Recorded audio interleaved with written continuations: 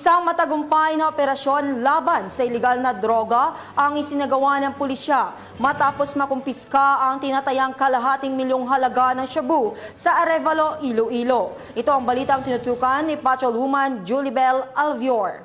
Kasama ng operatiba ng Regional Police Drug Enforcement Unit 6, si Elias Ture at ang kanyang kasamahan sa isang matagumpay na buy-bust operation sa Sunset Boulevard, Barangay Suoc, Arevalo, pasado 1:00 ng madaling araw nito lamang 29 ng Oktubre taong kasalukuyan.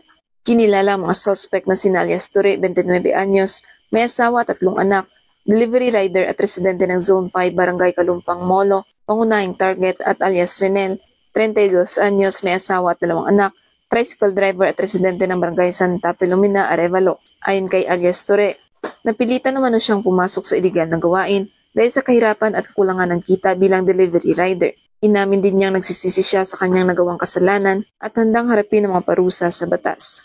Sa salaysay nito, ginagamit umano nila ang GCash para sa mga transaksyon at isinasagawa ang dead draft system kung saan pinagkakasunduan nila ng source kung saan nilalagay ang droga at pera. Sa naging pahayag ni Police Major Marvin Villanueva, Deputy Chief ng RPDEU 6, inilahad nito na halos 1 buwan nilang minanmanan ang mga suspect bago isinagawa ang operasyon. Dagdag pa niya, malawak ang sakop na operasyon ng grupo ni Ture, kabilang na ang ilang bahagi ng Iloilo City at ilang bayan sa probinsya. Nasamsam kay Ture ang isang sachet ng hinihinalang shabu na binili gamit ang 12,500 pesos na marked money. Nang siya ay kapkapan, nakuha pang 3 karagdagang sachet at 2 knot-tied na pakete ng shabu sa kanyang itim na sling bag. Samantala, 2 sachet pa ng hinihinalang shabu ang nakuha kay Renel na nakatago sa kanyang helmet. Nakuha rin sa kanila ang 2 Android cellphone at iba pang mga non-drug items.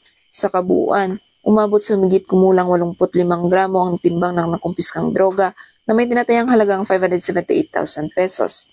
Kasalukuyan ang nasa kustudiya ng ICPS 6 Arevalo PNP ang 2 suspect at naharap sa kasong paglabag sa Republic Act 9165 o ang Comprehensive Dangerous Drugs Act of 2002.